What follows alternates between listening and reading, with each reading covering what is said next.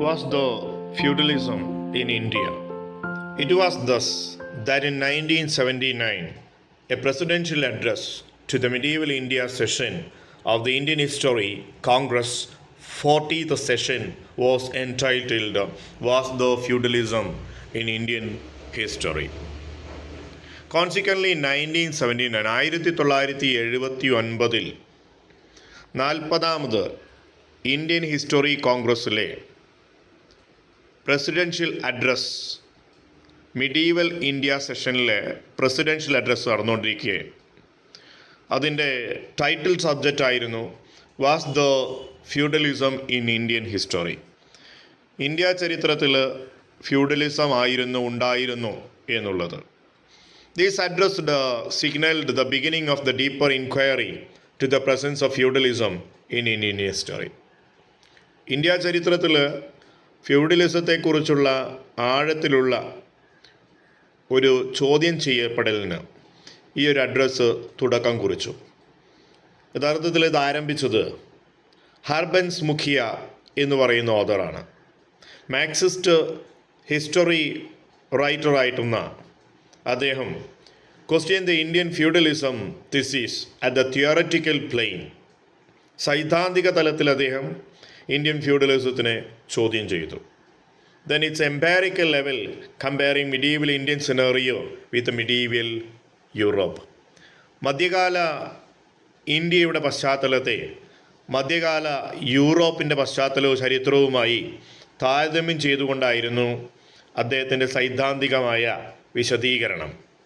ഹർബൻസ് മുഖിയ ഇന്ത്യയിൽ ഉണ്ടായിരുന്നത് ഫ്യൂഡലിസമാണോ എന്ന ചോദ്യം മുന്നോട്ട് വെച്ച് വിശദീകരണം നൽകുകയാണ്. The theoretical dilemma revolved around the question whether feudalism could be conceptualized as a universal system at all. സൈദ്ധാന്തികമായിട്ടുള്ള ഒരു ആശയക്കുഴപ്പം നിലനിൽക്കപ്പെടുന്നുണ്ട്. ഫ്യൂഡലിസം എന്നത് ഒരു ആഗോള പ്രതിഭാസമാണ്, അല്ലെങ്കിൽ ഒരു പ്രാപഞ്ചികമായ ഒരാശയമാണ്. എല്ലായിടത്തും ഉണ്ടായിരുന്നു എന്ന് തന്നെയാണോ, എല്ലായിടത്തും ഉള്ളത് ഫ്യൂഡലിസം തന്നെയായിരുന്നു എന്ന്. If the driving force of profit maximisation had led the capitalism on to ever rising scale of production, ever expanding market until encompassed the whole world under the dominance, something we are witnessing right before our eyes. And if this was a characteristic of capitalism to thus establish a world system under the hegemony of single system of production, logically it would be beyond to reach any pre-capitalist system to expand itself to the world scale. That is, in turn to a world system. If the driving force of the profit maximization had led capitalism, പരമാവധി ലാഭമുണ്ടാക്കുക എന്നുള്ള ആശയത്തിലെ ഒരു പക്ഷേ മുതലാളിത്തം അതിലേക്ക് നയിക്കപ്പെട്ടത് അതുകൊണ്ടായിരിക്കും. പരമാവധി profit maximisation, maximum profit maximisation എന്നുള്ള ആശയത്തിലേക്ക് മുതലാളിസം നയിക്കപ്പെട്ടത്. Tower rising scale production and ever expanding market until encompass the whole world under its dominance. പരമാവധി ഉൽപ്പാദനം, പരമാവധി മാർക്കറ്റിംഗ്, അതിൽ നിന്ന് പരമാവധി ലാഭം നേടുക എന്നുള്ള ആശയത്തിലാണ് ക്യാപിറ്റലിസം നമ്മുടെ മുൻപിൽ, നമ്മുടെ കൺമുമ്പിൽ നമ്മൾ പരിചിതമായ നമ്മുടെ ഈ ലോകത്ത് ഇന്ന് മുതലാളിത്തം ലോകം മുഴുവൻ അതിൻ്റെ കാൽക്കീഴിലാക്കിക്കൊണ്ട് പ്രവർത്തിക്കുന്നത്. ഈ ക്യാപിറ്റലിസത്തിൻ്റെ ഇതേ സിസ്റ്റം തന്നെയായിരുന്നു feudalism എന്നറിയപ്പെട്ടിരുന്നത്. For the force of consumption rather than profit maximization drove per pre-capitalist economic system. This limited their capacity for expansion beyond the local and regional level. Whereas feudalism thus could only a regional system rather than the world system. എന്നാൽ മുതലാളിത്തത്തെ പോലെയല്ല feudalism എന്ന് പറയുന്നത്. ഇതൊരു പ്രാദേശികമായ ഒരു തലത്തിൽ നിന്നുകൊണ്ടാണ് feudalism പ്രവർത്തിക്കുന്നത്. ഇതിനൊരു ലോകമായ ഒരു ആഗോള had to resolve by positing different variation feudalism. The Europe, Chinese, Japanese, India, etc. Although this has often been attempted by historians. ഫ്യൂഡലിസത്തിൻ്റെ വൈവിധ്യത എന്നത് പല പ്രദേശങ്ങളെയും അടിസ്ഥാനമാക്കിയിട്ടാണ്. യൂറോപ്പിലും ചൈനയിലും ജപ്പാനിലും ഇന്ത്യയിലുമൊക്കെ ഉണ്ടായിരുന്ന ഫ്യൂഡലിസം എന്ന് പറയുന്നത് പല രീതിയിലായിരുന്നു. അതിന് പലതരത്തിലുള്ള ഘടകങ്ങൾ അതിനെ സ്വാധീനിച്ചിരുന്നു എന്നാണ് ചരിത്രകാരന്മാർ പറയുന്നത്. Either the definition feudalism turned to loose has become synonym of a pre-capitalist system, therefore failed to demarcate feudalism from others and is thus rendered useless. Feudalism എന്താണെന്ന് നിർവചിക്കപ്പെടുമ്പോൾ ഫ്യൂഡലിസം എന്നുള്ളത് ഒരു പ്രീ ക്യാപിറ്റലിസ്റ്റ് സിസ്റ്റത്തിന് തുല്യമാണ്, അല്ലെങ്കിൽ ഫ്യൂഡലിസം ഒരു pre capitalist സിസ്റ്റത്തിൻ്റെ പര്യായമാണ് എന്നൊക്കെ നിർവചിക്കുന്നതാണ്. തീർച്ചയായിട്ടും ഫ്യൂഡലിസത്തിൻ്റെ ഒരു അതിർവരമ്പ് നിശ്ചയിക്കാൻ പലപ്പോഴും ബുദ്ധിമുട്ടായിരുന്നു എന്നുള്ളതാണ്. If the definition is precise, it should be remain functional. The variation become so wide to render it useless. Indeed, even with the same region, variation are so numerous. Some of the most respected historian in medieval Europe in the recent years, George W. and Jacques Ligoff, tend to avoid the use of term feudalism altogether. So skeptical they have become almost any definition of feudalism.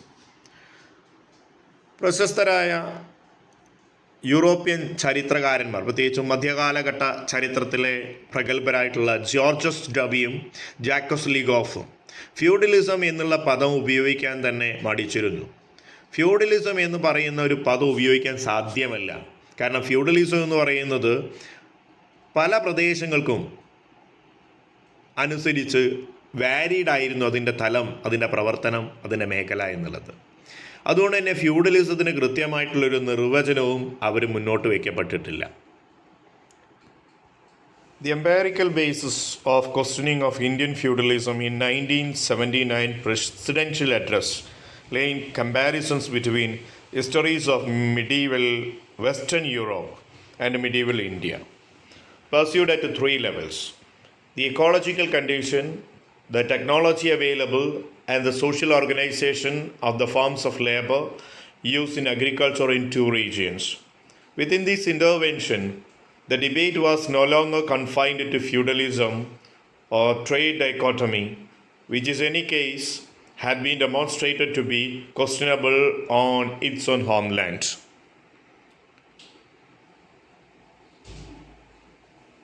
ആയിരത്തി 1979 presidential അഡ്രസ്സിൽ മുന്നോട്ട് വെച്ചിട്ടുള്ള ഈ ചോദ്യത്തിനുള്ള ഉത്തരം എന്ന രീതിയിൽ അവതരിപ്പിക്കപ്പെട്ടത് western യൂറോപ്പിലെയും ഇന്ത്യയിലെയും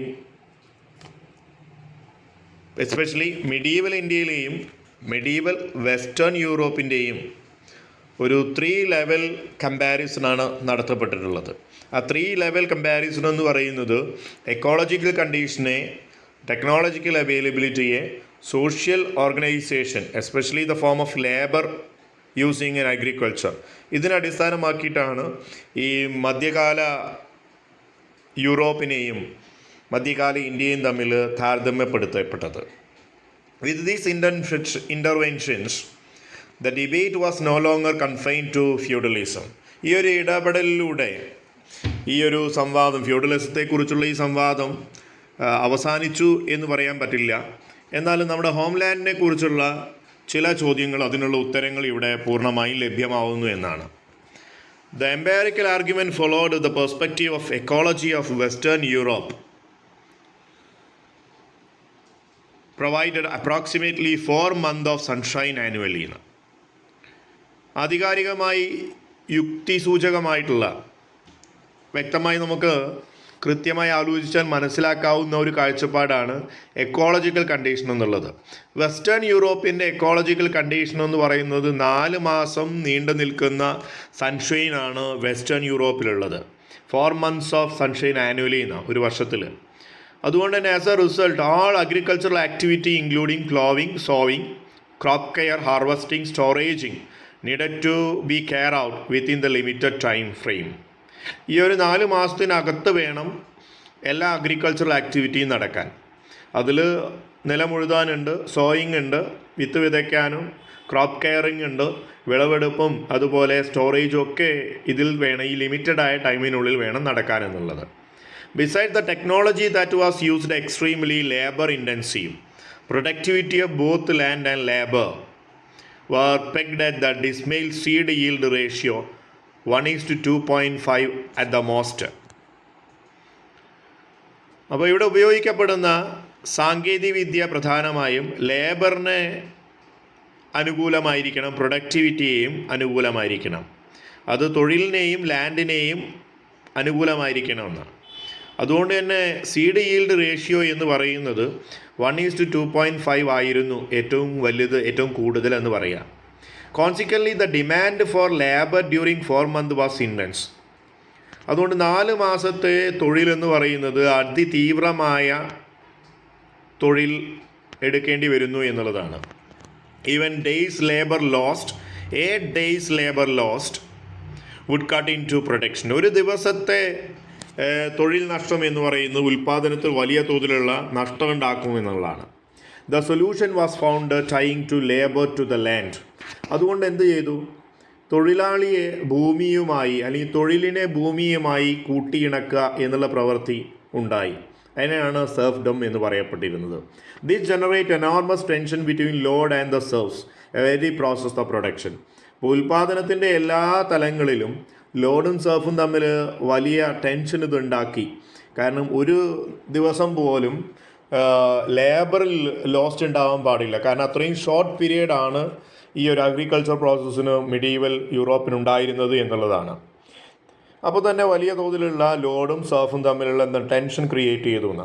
load would seek to control person labour more intensively. Lords പരമാവധി ലേബേഴ്സിനെ എന്ത് ചെയ്തു? പെസൻസായ ലേബേഴ്സിനെ കൺട്രോൾ ചെയ്തു, അതിതീവ്രമായിട്ട് പണിയെടുപ്പിച്ചു. കാരണം അത്രയും പ്രോഡക്റ്റ് ഉണ്ടാവണമെങ്കിൽ കുറഞ്ഞ സമയമേ ഉള്ളൂ. Person could while appearing very docile try to steal the Lord's time, cultivate its own land. എന്നുള്ള അനുസരണയുള്ള ആരാവശ്യമായിരുന്നു? നല്ല അനുസരണാശീലമുള്ള പെസൻസിന് ആവശ്യമായിരുന്നു. എന്നാൽ അതേസമയം എന്ത് ചെയ്തു? They try to steal the lord's time. The struggle which was quiet but intense. ഈ പരിശ്രമം വളരെ തീവ്രമായ ഒന്ന് തന്നെയായിരുന്നു എന്ന് നമുക്ക് മനസ്സിലാക്കാം. ഇറ്റ് ലെഡ് ടു ടെക്നോളജിക്ക് ഇംപ്രൂവ്മെൻറ്റ്. അപ്പോൾ അതിന് സാങ്കേതികമായ നേട്ടങ്ങളിലേക്ക് അത് വഴി തെളിയിച്ചു. അതിൻ്റെ ഫലമായി സാങ്കേതിക വിദ്യയുടെ ഇമ്പ്രൂവ്മെൻറ്റിലൂടെ പ്രൊഡക്ടിവിറ്റി 1:4 എന്നതിലേക്ക് ഉയർന്നു, ഏകദേശം 12th centuryയോടുകൂടി. സബ്സ്റ്റാൻഷ്യൽ റൈസ് ഇൻ പോപ്പുലേഷൻ, അതിനോടനുബന്ധിച്ച് എന്തുണ്ടായി? സാങ്കേതികവിദ്യ വളർന്നു, പോപ്പുലേഷൻ വളർന്നു. പോപ്പുലേഷൻ വളർന്നതോടുകൂടി കൂടുതൽ തൊഴിൽ ചെയ്യാനുള്ള ആളുകളുണ്ടായി എന്നുള്ളതുകൊണ്ട് എന്ത് ചെയ്തു? Therefore untying the labours from ലാൻഡിൽ നിന്ന് ലേബേഴ്സിന് കുറച്ച് ഫ്രീഡം കിട്ടിയെന്നുള്ള the expansion of agriculture, spot trade and urbanisation. തൽഫലമായി കാർഷിക വൃത്തി എക്സ്പാൻഡ് ചെയ്യപ്പെട്ടു. വ്യാപാരവും അർബനൈസേഷനും അതിൻ്റെ കൂടെ വളർച്ചയുണ്ടായി. സ്വാഭാവികമായിട്ടും 12th century എന്ന് പറയുമ്പോൾ ഫ്യൂഡലിസം ഒന്ന് അഴിഞ്ഞു നിൽക്കുന്ന കാലഘട്ടമാണ് 11, 12 നൂറ്റാണ്ടെന്ന് പറയുന്നത്. അത് ഈ ഒരു കാലഘട്ടത്തിലെത്തിയപ്പോൾ അതിനുള്ള ഒരു മാറ്റം ഉണ്ടായി. സാങ്കേതികവിദ്യയുടെ വളർച്ച അതിന് കാരണമാണ്. ജനസംഖ്യയുടെ ക്രമാതീതമായ വളർച്ച അതിന് കാരണമാണ്. കാർഷിക ഭൂമിയുടെ വിസ്തൃതി വർദ്ധിച്ചതും നഗരവൽക്കരണവും ഒക്കെ ഇതിന് കാരണമായിട്ട് ചൂണ്ടിക്കാണിക്കപ്പെടുന്നു.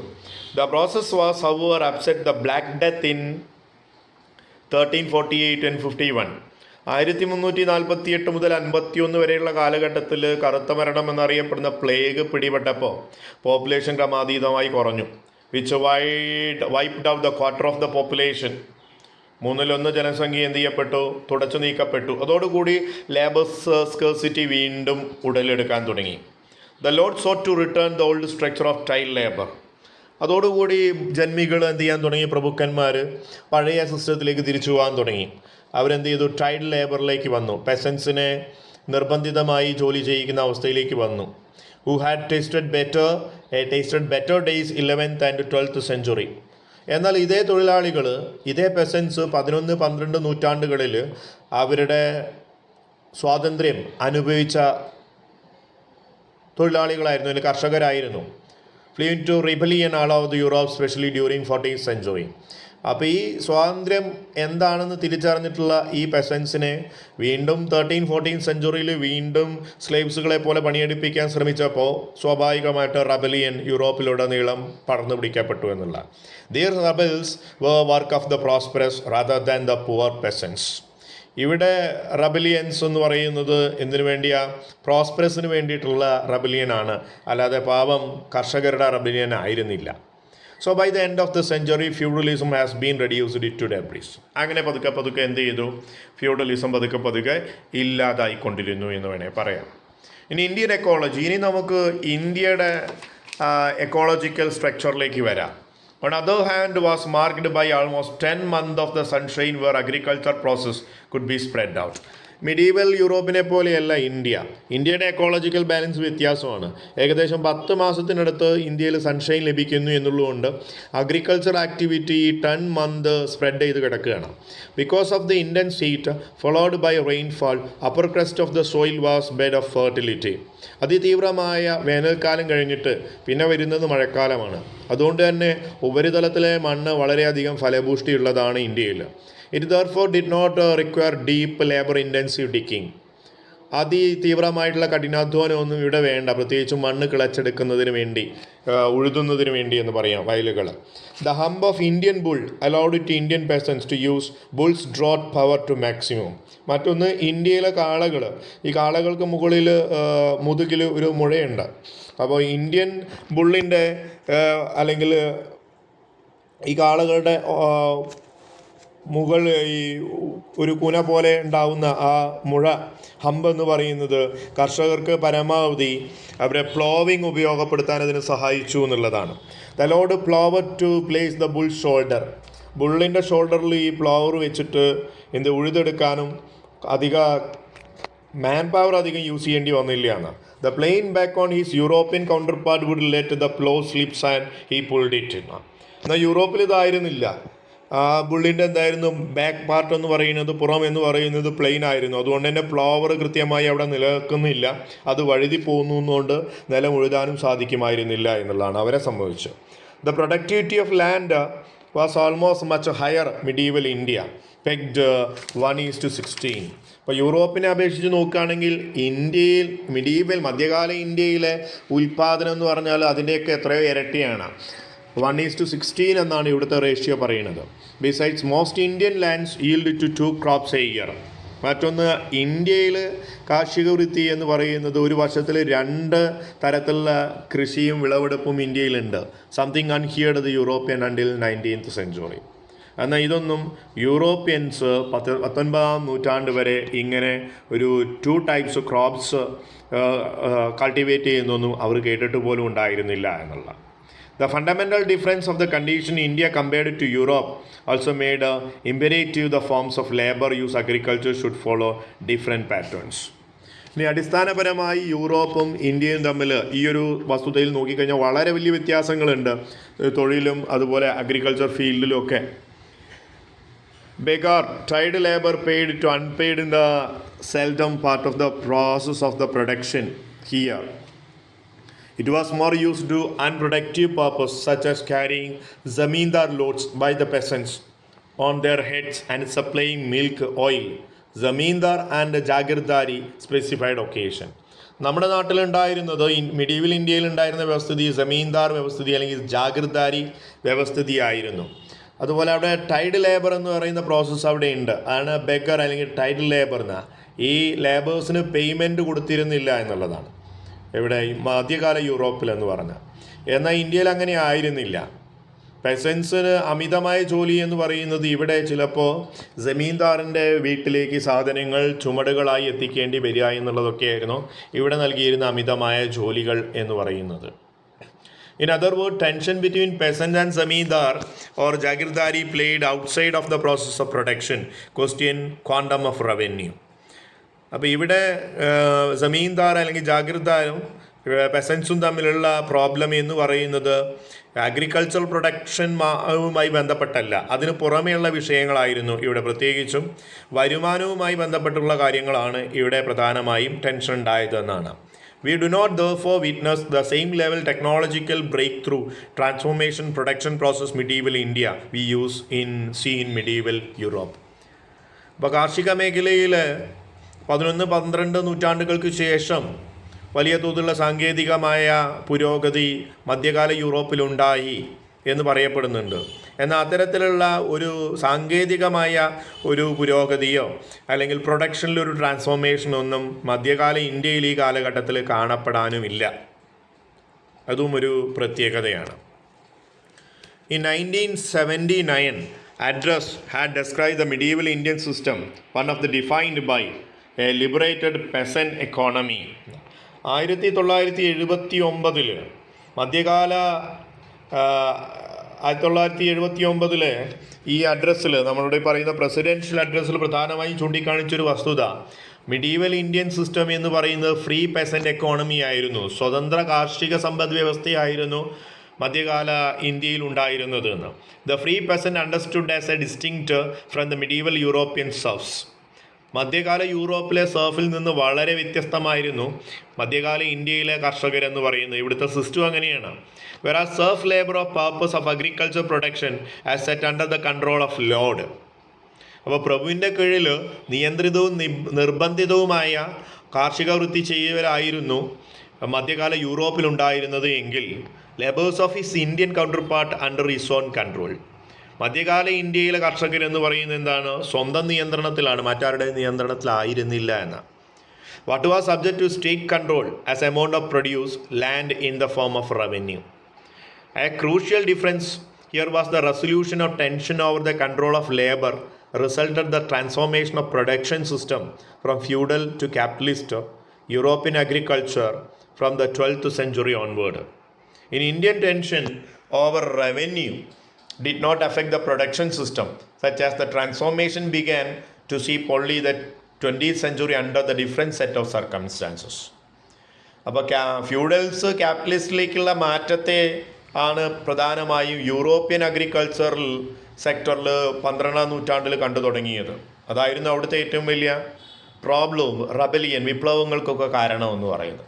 എന്നാൽ ഇന്ത്യയിലെ ഈ ഒരു മധ്യകാല ഇന്ത്യയിലെ ടെൻഷൻ എന്ന് പറയുന്നത് റവന്യൂ ഒരിക്കലും പ്രൊഡക്ഷനെ ബാധിച്ചിരുന്നില്ല എന്നുള്ളതാണ്. ഇന്ത്യയിലെ ട്രാൻസ്ഫോർമേഷൻ്റെ ഘടകം എന്ന് പറഞ്ഞാൽ മറ്റു പല സാഹചര്യങ്ങളുമായിരുന്നു ഇന്ത്യയിലെ കാർഷിക മേഖലയുടെ ട്രാൻസ്ഫോർമേഷന് കാരണമെന്ന് പറയുന്നത്. Was the feudalism in Indian society A reprint at the page of British publication the journal of peasant studies in 1981. 1981 was the feudalism in Indian society എന്ന് പറയുന്ന ഈ ഒരു പ്രസിദ്ധീകരണം ബ്രിട്ടീഷുകാർ the journal of peasant studies എന്നുള്ള പേരിൽ 81 പ്രസിദ്ധീകരിച്ചു, British പബ്ലിക്കേഷനായിട്ട്. പിന്നീട് കുറച്ച് വർഷങ്ങൾ ശേഷം വീണ്ടും അതൊരു ഇൻ്റർനാഷണൽ ഇൻട്രസ്റ്റഡ് ടോപ്പിക്കായി മാറിയപ്പോൾ 1985 special double issues of journal centred this paper comprising 8 articles from around the world. Original author response to 8, published under the title of Feudalism and a Non-European Society, jointly edited T.J. Bayos of School of Orientals and African Studies, London University, editor of the journal, article author. ഈ ചോദ്യത്തിൻ്റെ ഉത്തരം പിന്നീട് 1985 പ്രത്യേക താല്പര്യപ്രകാരം feudalism non European society എന്ന പേരിൽ വീണ്ടും 1985 പുറത്തിറങ്ങി. ഇതിന് അന്ന് എഡിറ്റ് ചെയ്തത് T.J. ബയോസ് ആണ്, ഓറിയൻ്റൽ ആഫ്രിക്കൻ സ്റ്റഡീസിൽ ലണ്ടൻ യൂണിവേഴ്സിറ്റിയുടെ. It also simultaneously published as A book. ക്രമേണ പിന്നീട് ഇതൊരു പുസ്തകമായിട്ട് പുറത്തിറങ്ങി. Title was adopted keeping in view and debate was spilled over the boundaries Europe, India had spread to China, Turkey, Arabia, Persia. ഈ ഒരു ചോദ്യം, ഇതിൻ്റെ വിശദീകരണം എന്നുള്ളത് ഒരു സംവാദ വിഷയമായിട്ട് യൂറോപ്പിനും ഇന്ത്യക്കും പുറമേക്ക് വ്യാപിച്ചു. ചൈന, തുർക്കി, അറേബ്യ, പേർഷ്യ എന്നീ രാജ്യങ്ങളിൽ ഈ ഒരു വിഷയം ചർച്ചാ വിഷയമായി. The publication of this special issue, however, did not terminate the discussion. 3 of other papers subsequently published the journal last 1993. ഈ ഒരു വിഷയം ഇവിടം കൊണ്ട് അവസാനിച്ചില്ല. ഇതിനെ തുടർന്ന് വീണ്ടും ജേണൽ 1993 പുറത്തിറങ്ങപ്പെട്ടു. The discussion often came to refer the feudalism debate. അങ്ങനെ പൊതുവെ ഇതിനെ ആകെ ഒരൊറ്റ പേരിൽ വിളിക്കപ്പെട്ടു, ഫ്യൂഡലിസം ഡിബേറ്റ് എന്ന പേര്. The collection concerned essay was published New Delhi 1999 under the title Feudalism Debate. 1999 ന്യൂഡൽഹിയിൽ വെച്ച് ഇതുവരെ നടന്ന മുഴുവൻ ഡിസ്കഷനെയും ഒറ്റ തലക്കെട്ടിൽ പ്രസിദ്ധീകരിച്ചു. ദ ഫ്യൂഡലിസം ഡിബേറ്റ് എന്നായിരുന്നു ഇതിൻ്റെ പേര്.